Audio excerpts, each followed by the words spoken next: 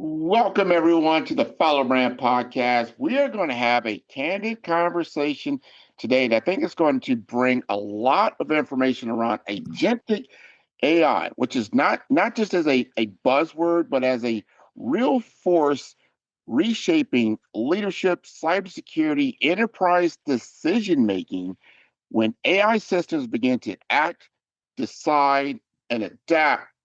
And these leads to a lot of questions around trust, around risk, around accountability as we move into, from the lab to the boardroom. So today, my guest is Mark Lynd. And Mark Lynd is a top 5 globally ranked thought leader in cybersecurity and artificial intelligence. He's the head of executive advisory and corporate strategy and a 4-time CIO, CTO, and CISO with over 20 years advising global enterprises. And Mark has been a featured speaker for organizations like Oracle, IBM Watson, Cisco, Intel, and Cohesity, and was an Ernst & Young EY Entrepreneur of the Year finalist. And he's also served in the U.S. Army as a veteran, having served in the 3rd Ranger Battalion and the 82nd Airborne. So I'd like to welcome him to the Fellow Brand Podcast. Mark, you'd like to introduce yourself? Thanks, Grant. Thanks for having me on today. Yeah, no, I think you covered it pretty well. I'm looking forward to our conversation. That is wonderful, wonderful. We're going to jump right in Okay. because you've been featured a number of different times, and I know I haven't had your entire bio, but I know what you've done. You've been a CIO, CISO multiple times, and I want to ask you just from that seat, what does most of the market still misunderstand about agentic AI today? Yeah, I think that's it's interesting. I advise lots of CIOs and CISOs, well over 150 right now, in both private and public sector. And I think one of the things they're trying to figure out is what are my use cases for agentic AI, and is it safe for me to let it be autonomous? And then I think the other thing is it's being driven by cost controls and things like that, where they're wanting to do more with less, especially in the public sector. I hear it over and over and over. How can I do more with less? Well, one of those ways is to automate, and obviously AI, the promise of AI, if you will, and even the greater promise of agentic AI is that automation. And I think where it gets a little confusing for them is, just things like agency, right? If you look at the OWASP, top 10 right now for cybersecurity issues, they already have excessive agency as one of the issues for agentic AI, right? Because they grant them too much. For those that have deployed it in production. And so, I think that's one of the things that they have to struggle with. And so a lot of the same questions they had when they did AI are the same ones where they're having with agentic. But on top of that, now they got to decide, is it asynchronous or synchronous? Meaning asynchronous, it's out there on its own. It's making its own decisions. It's fairly autonomous. Synchronous is where kind of like what we do now, where we go inside the LLM and we create something and we run it from time to time and over and over, and it acts as an agent, right? And it does things for us. So there's synchronous and asynchronous, and I think along with some of these other things, there's the typical production issues. Am I going to have person in the middle? What kind of decision making are we going to do? How comfortable or and ethical do we believe it is letting it out on its own? And are we worried about excessive agency in cybersecurity with agentic AI? Very, all of those things are so important. You have to consider all these things and understand that and I know a lot about agentic AI in the field that, and what concerns me really is that once you design something and you do put it out in the field, I don't know how flexible it's going to be because the variables always change in the world. They're not always the same. So can the AI, adjust to those variables? I'm not sure. Here's one of the major concerns, and you're probably one of the few people that can actually answer this because you sit in that intersection about what AI agents in cybersecurity, the threat landscape compared to traditional automation, like robotic process automation and things like that, or Gen AI tools you just talked about. When you get into an agentic world, how is that going to change the cybersecurity threat landscape? Well, I think, I think that's a question a lot of people are struggling with, right? Especially in large environments or, financial services, things where healthcare, where things can go wrong. And if they go wrong, it can be very damaging very quickly. And what we're starting to see is there's some really great AI risk frameworks out there. NIST has one, ISO has one. You can just keep going down the list. And they're starting to get a little bit more mature, right? When they first came out, obviously they're just kind of like AI specific standards that everybody would think, more around regulatory and management. But as we start thinking about, like you mentioned, the autonomous growth of these agents as this market matures, we're going to have to figure out, how do I align them with what we're trying to do as an organization? How do I make sure that I have a framework in place to do that? How do I assign permissions? Because look, an agent has an identity, just like you and I have an identity, right? So it's going to be a lot like an employee. Then also, how do I make sure that we have person in the middle? That's a very important piece, because regardless of what the agent does, there are very few use cases where there isn't some need for oversight, just like you would with a team of employees. Mm-hmm.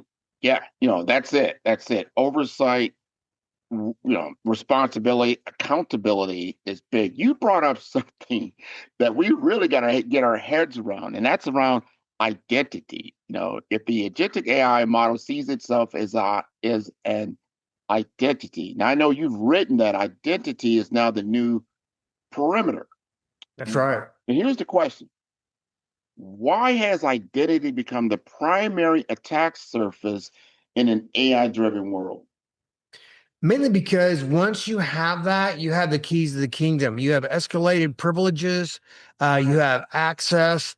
The other thing is that you're able to do work around some of the security tools and platforms that they have in place with the identity. That's why a lot of people attack identity.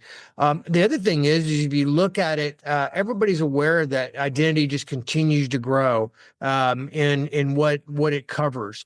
A good example of that would be is if you look at the Oktas, the pings, I know duos, etc. They're building their use cases around somebody logs in, but if they log in Salt Lake City and then 20 minutes later they log in Shanghai, we have an issue, right? Yeah. We have and so also they're able to look at some of their behaviors and what they're doing, right? Behavior analysis, et cetera, et cetera, et cetera. So it just continues to grow and expand on how they can secure identity. Think about this now when you have 1 billion or 2 billion or maybe 15 billion, more, twice as many people as there are people on the planet are in agents out there, right? And I don't think that's a very big stretch to think of it like that, because when you look at, just some of the growth that we have in everything else along this journey, like how many people would have thought that they connect with and use 5, 6, 7 clouds a day, which on average they do. Right? Yeah. People don't think that way. It'll be the same with agents, right? We're not going to see them necessarily. They're not going to be like right in front of your face, but they're going to be doing things for you. They're going to be helping you along. They're going to be advertising to you. They're going to be tracking you, et cetera, et cetera. Well, if we don't have identity, it's going to be very difficult. Well, with that identity comes that risk that you just asked about, right? Now we have you and I get something, I might have questions about it, and then I might escalate it to the help desk or to our cybersecurity team. How do we know the agent's going to have that same kind of intuition, that same kind of foresight to do that, right? Or to have the historical perspective to understand that that's not normal. What if it only went back 6 months and not 6 years? So there's a lot of moving parts to this, and I think just like everything else, it's a fairly immature space, and so as it matures, we're going to really have to stress robust oversight, mechanisms that so that the autonomy remains kind of bounded, traceable, and aligned with the business. That's the critical element in my mind. That's 100% true. Understanding what it is or what capabilities are we giving it. We got to put it in the sandbox. You think about a child, right? A Yes. young child, usually you got to put them in the little sandbox and they're in that world and they're going to operate in that world and they can't do too much damage, right? So they should be good. But once you take them out of that and they're in the whole playground and you're talking about now like not really watching them, you got to really think about that as we move forward, which brings me to this next question, because the market asks for speed. The boards, you're a corporate board advisory entity, if you will. Hmm. Boards want speed, but regulators, they want control. You kind of sit in both of those worlds, right? You understand those conversations. How should executive teams balance innovation with responsibility as these agentic systems scale, like you said, to potentially billions of agents?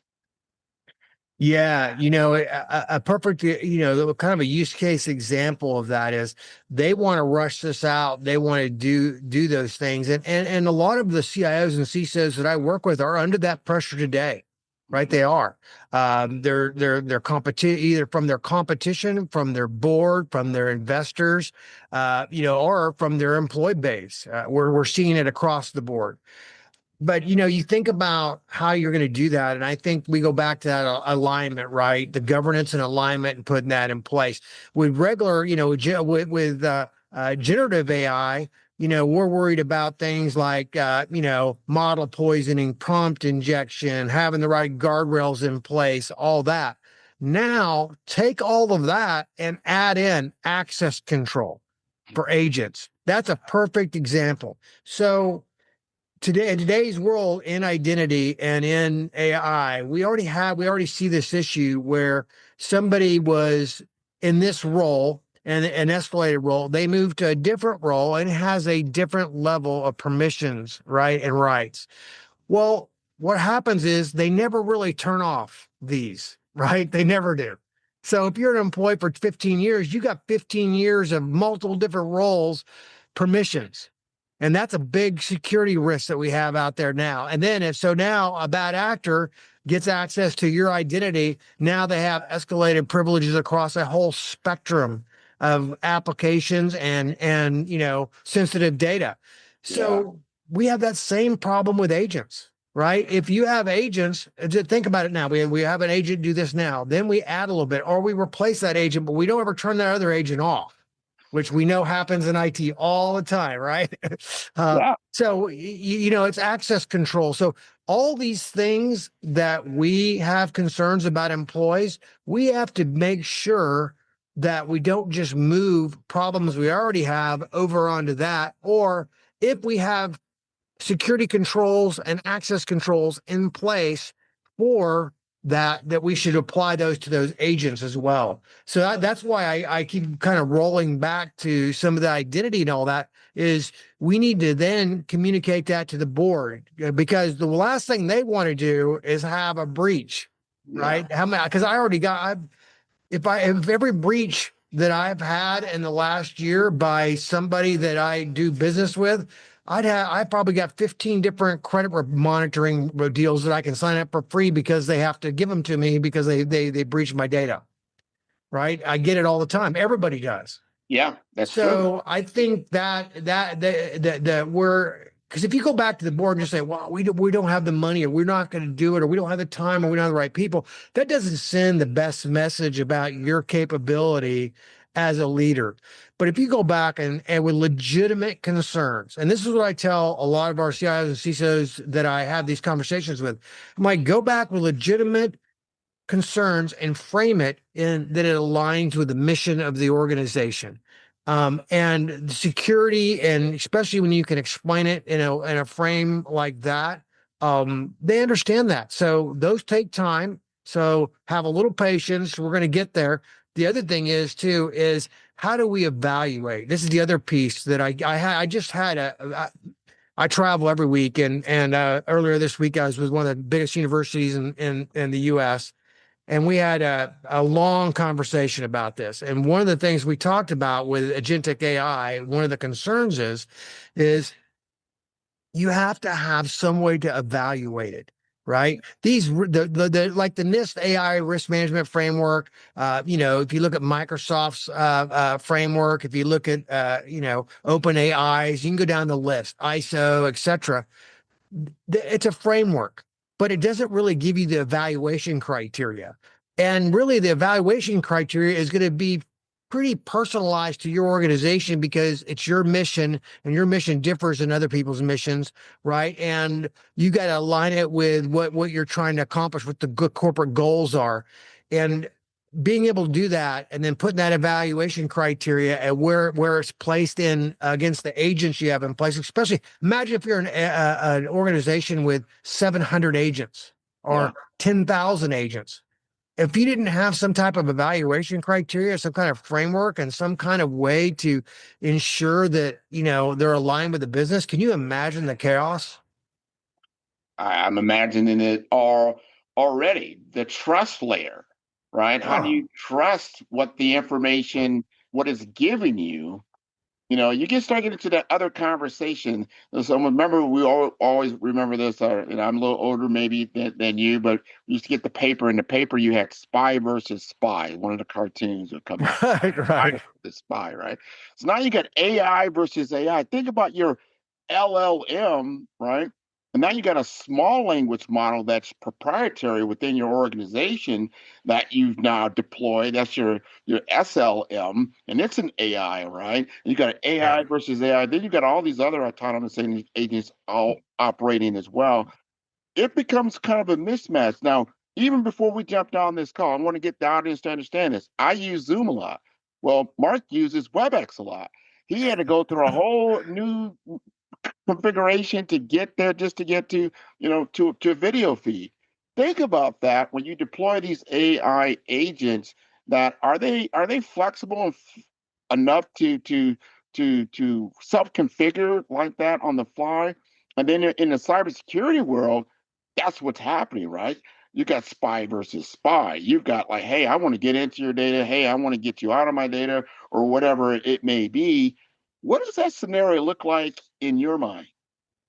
Yeah, I think you bring up a really good topic because um, I am worried. If you think about generative AI, it's fairly stateless, right? And they have the context window to try to bring some state to it and all that, but we all know that doesn't work fantastic and it hallucinates. And I think the longest they've been able to go is like 31 hours in a session without it starting to hallucinate over a certain percentage.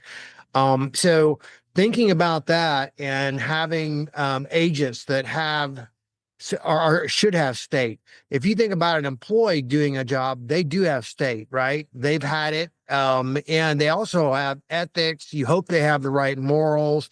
They know the mission. There's so much that's stored inside of our brain. Now, all of a sudden, you have a non-human entity that's doing things that could hurt or help the organization, and it only has a limited amount of state.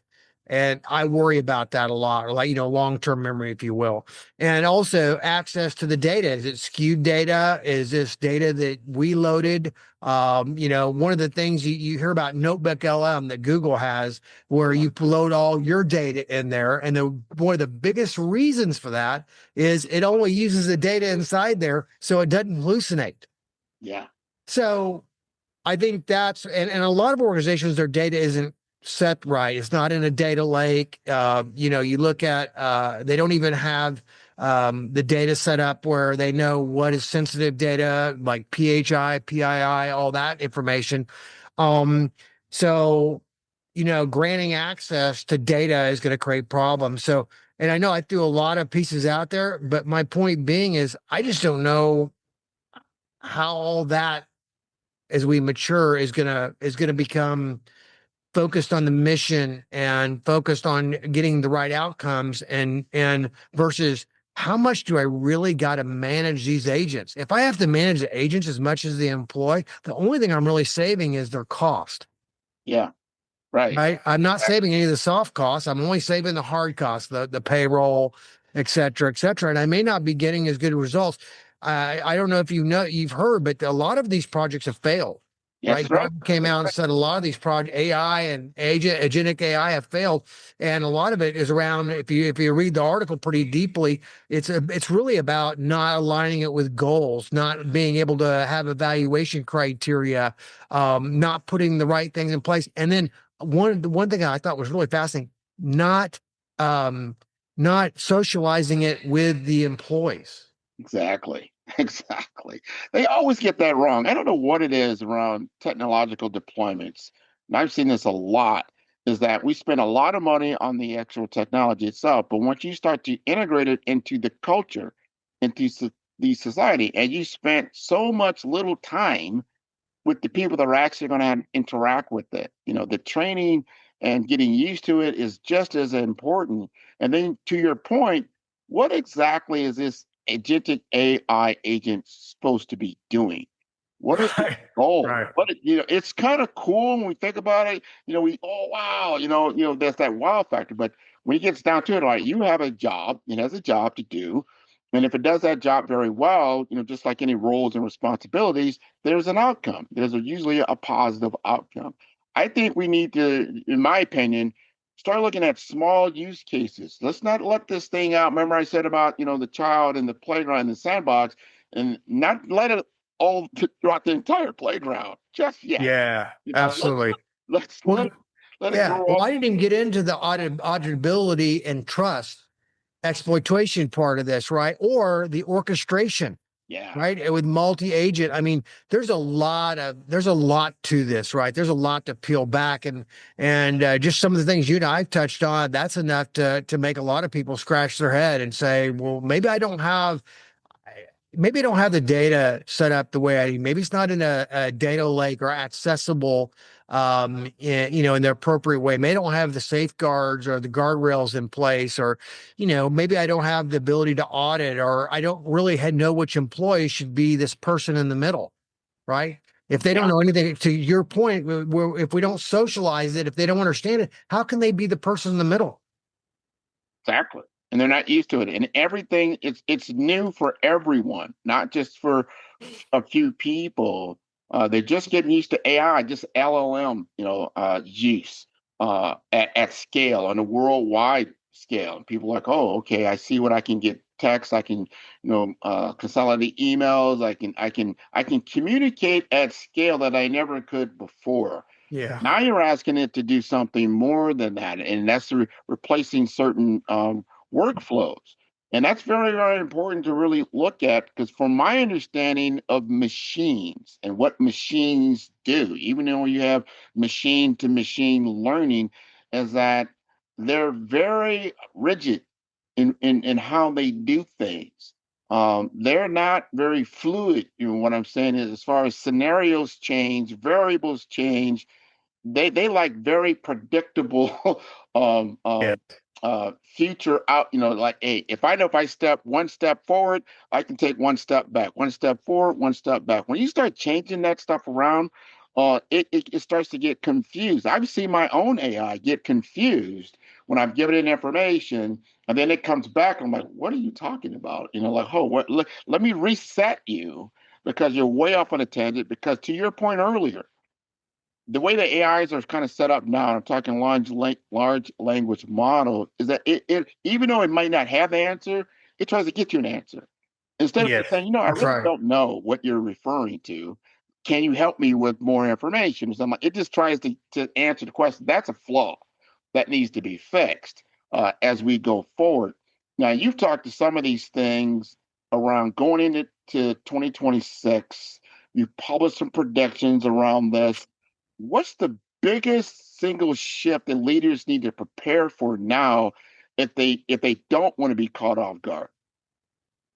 Yeah, I think they really got to think about the use cases, and just like what you just pointed out, there's a lot to be said for human intuition.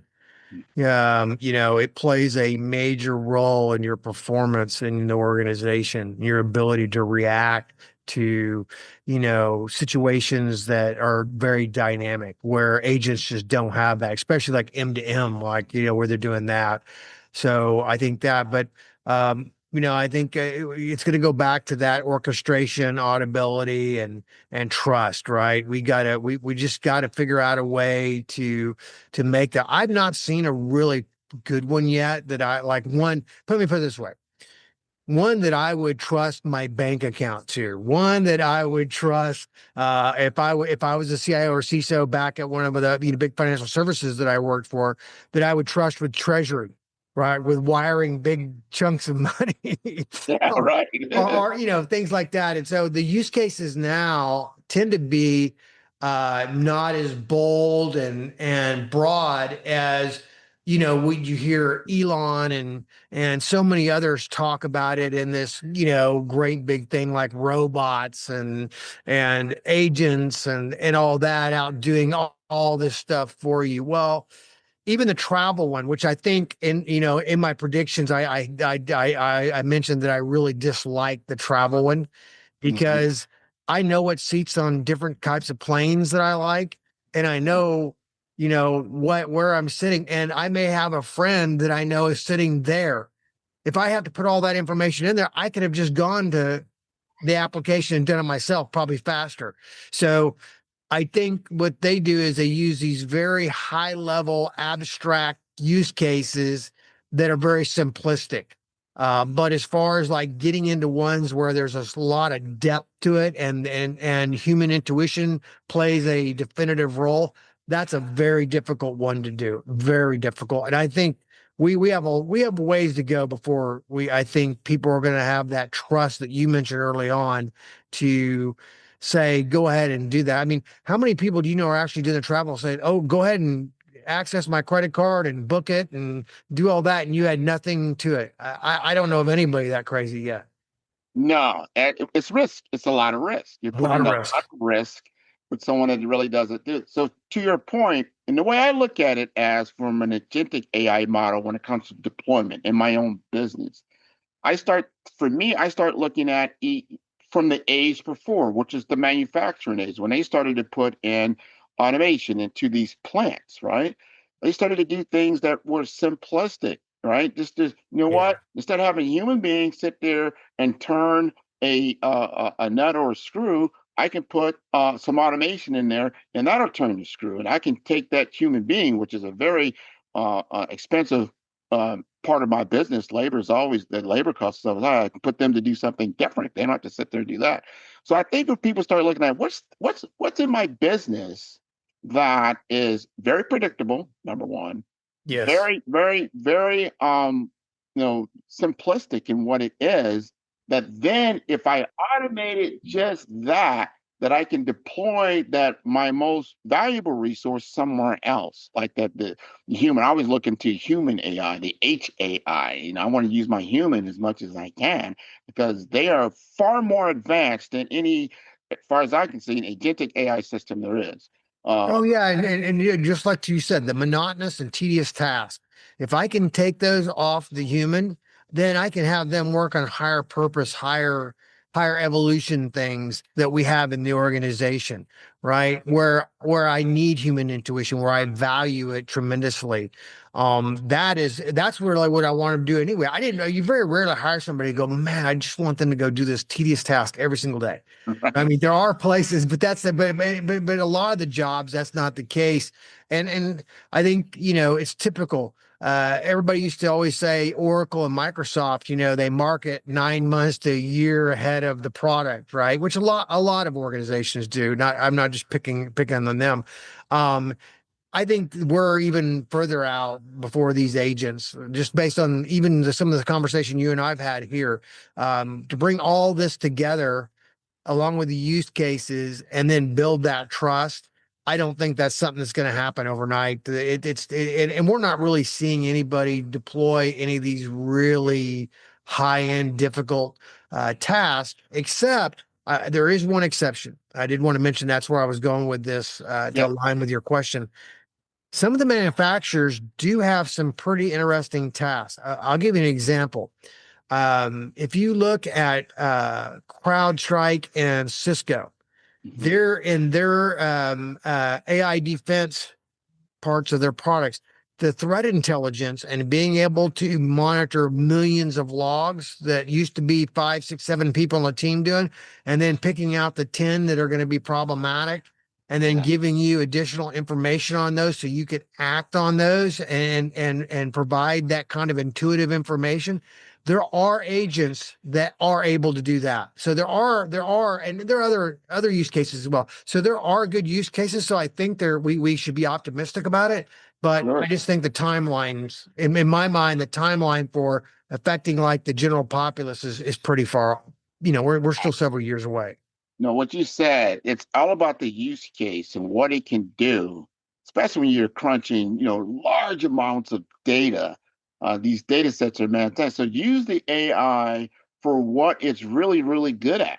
Yeah. It's fantastic at math for the most part. So you can start to see, and then pointing out those anomalies in real time, I think very, very quickly, because you sit at that world of AI cybersecurity. We've got to make sure these threats, because to your point, what is the board really concerned about?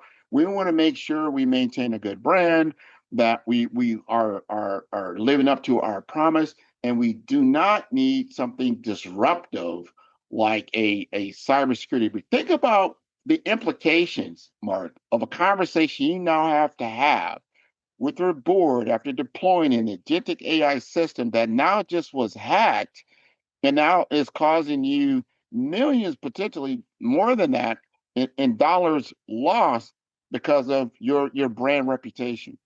Yeah. Yeah, and you know what? Getting it back takes years. So things like that, these really high value, the treasury example, some of these others, I think that your trust and brand one's a big one. Uh, it's going to take a while for that trust to build, and there's going to be some exploits that cause issues with agentic AI. They're going to get out in the public and scare everybody to death, just like we had with solar winds, just like we had with you can go down the list. There's so many of them. We're going to have that, and we haven't had it yet, and we will. And how we get through that, the safeguards and the auditing and the things they put in to help build that trust back that's going to be critical. And so that's why I believe, I did kind of put in some of my predictions that there are use cases that will do well, but I do think there is going to be a lot of people questioning. And you think about it, it was the same with the internet, it was the same with cloud. How many people said, "I'm not going to pay $1,000 for a smartphone. I don't need it. I don't need to spend $1,000. What am I using a smartphone for?" Now, if you took it away from them, it's like a kid. It's like you took Yeah. away one of their kids. That's it. It's the dependency, the maturity of the tech of itself, and the use case. And we've got to up our game as human beings to operate in this world, and what that's going to look like. You can't just sit on the bench and it's doing everything for you. We've got to up our skill set. I always look at that. I call it the model of AI, which is at the data infrastructure layer, the information of itself, but then it starts to get into context and wisdom. We've got to understand as human beings, I believe, that we've got to own that context layer and own the wisdom layer, Yes. understanding what this data and information is really means in situational awareness, in emotional intelligence, things that are kind of, I don't see that happening in a No. in an agentic AI model. But it's very important when you start to look at mature business models and things like that, and like, where does this really play in, and where really it shouldn't be playing in. Well, yeah, I mean, I love where you went with that on the emotional intelligence and all that. So, you remember the movie Office Space, right? Yeah, yeah. And with the red stapler and all that. Well, what they did in there is they took a couple pennies out of every single transaction. Now, imagine that being an AI, right? Where they could even hide it more. right? They could choose only certain transactions they take a penny out of, where it'd be even less visible, less noticeable, less auditable, right? Rounding error, if you will. Yeah. Those type of things are going to happen. And if you don't have some type of intuition or emotional intelligence or some way to evaluate that, if it's just straight up, it's probably going to get missed Mhm. because they're going to put tolerances in there. I just think that's the kind of stuff. I totally agree with you. Without those pieces in place, without having some way to leverage that, maybe the person in the middle is able to do that. Maybe they fully understand the pieces, but what if that person leaves and somebody comes in? Do we have to wait 6 months? What happens during that 6 months? How long does it take to? I just think there's a lot of pieces like that, to your point, where we use intuition, experience, knowledge of the industry, et cetera, and making sure that all gets in an agent and an applicable and usable way that we can audit. Wow, that's a lot. Wow. It's a lot. A whole lot. And to your other point, where I love how you said, I could have just did that myself. Like, why? Yeah. Well, yeah. Hey, you can even do it as an insider threat. What if you're the one overwatching the agent and you have the pennies go into your account? Right. You just modify the agent or adjust the agent and you do it and nobody's watching you. So Exactly. No how watching. is all this? I just don't see a lot of use cases where people are using it to do financial transactions and things like that. You see a lot of AI looking at financial transactions for fraud, audit, blah blah blah. But as far as like just turning an autonomous agent asynchronously loose on the world Yeah. and with access to millions of dollars in a bank account, I'm not seeing those yet. I don't have that kind of trust. I tell you, Mark, this has been an No. interesting, very good podcast interview. I really, really appreciate you coming on. Before I let you go, you got to let us know how to get in contact with you. What is the best way? Where you're working right now, and any other thoughts you'd like to leave us with. Yeah, so you can go to marklynd.com, marklynd.com, and also on LinkedIn. I've got a pretty big presence on there. And then I have several books out. My latest is a leader's guidebook to cyber insurance, and I put that out there because a lot of people are getting declined in their coverage when they need it most. And there's a lot of rules and regs changed on that. Also have a fiction book out called Cyber War, Yeah, one scenario which has AI, quantum, and cyber in it. It's doing extremely that's a well must out read. there.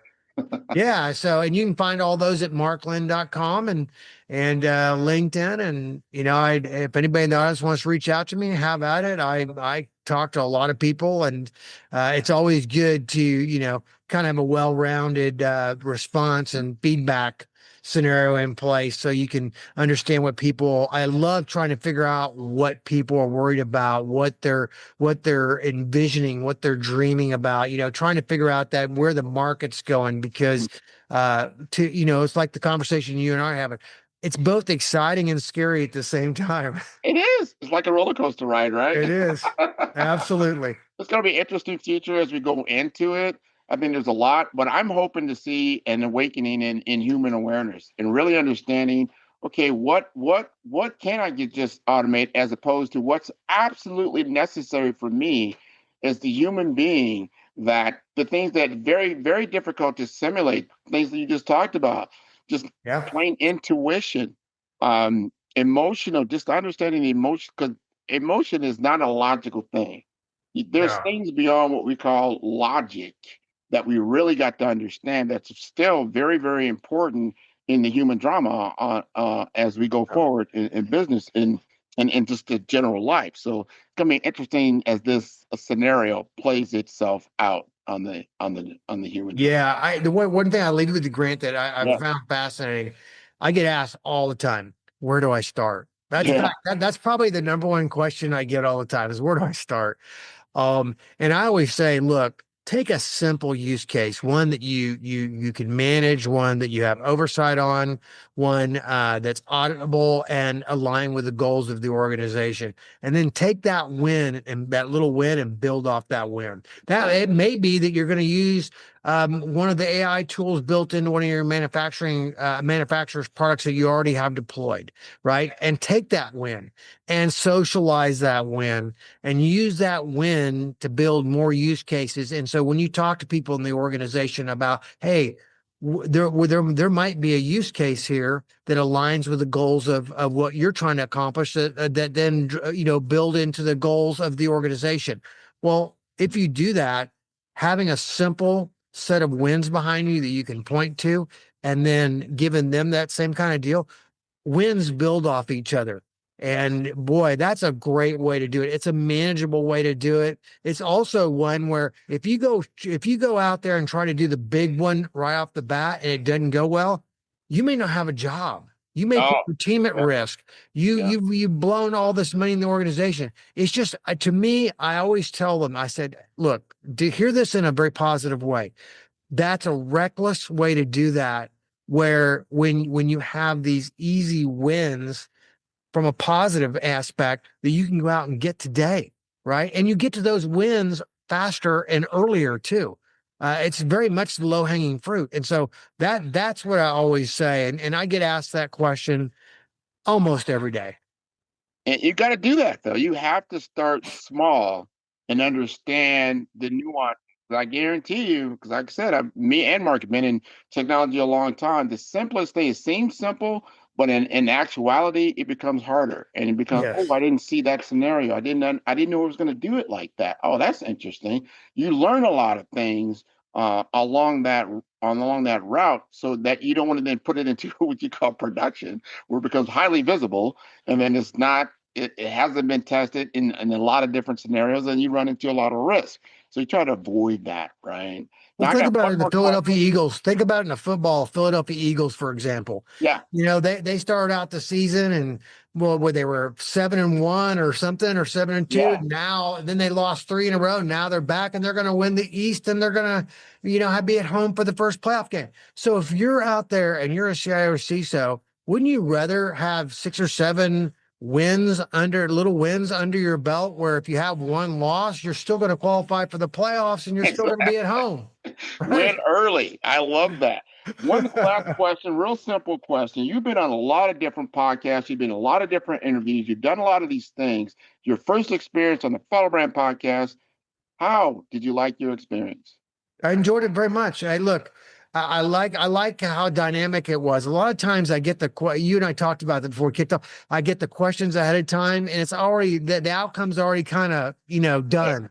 yeah, yeah. You and I were very dynamic and we kind of went, we went here and there, but that's how people do it. That's Real what they want to hear. conversation. That's how they listen, right? That's how they have their conversations with their family and friends and coworkers. And so I very much enjoyed that. And I appreciate you having me on. Absolutely, Mark. This has been wonderful. Thank you for being on the show. We want to thank Thinkers 360 for bringing us together, because we both got awards. Absolutely. It was Yeah, yeah. wonderful No, seeing what you're doing. they're great. They are. They're fantastic. So I'm going to encourage your entire episode, or your entire audience, to tune in to all the episodes of Follow Brand. They can do so at 5-star BDM. That is the number 5. That is star, B for brand, D for development, Informasters.com. I want to thank you again for being on the show. Thank you, Grant. You're most welcome.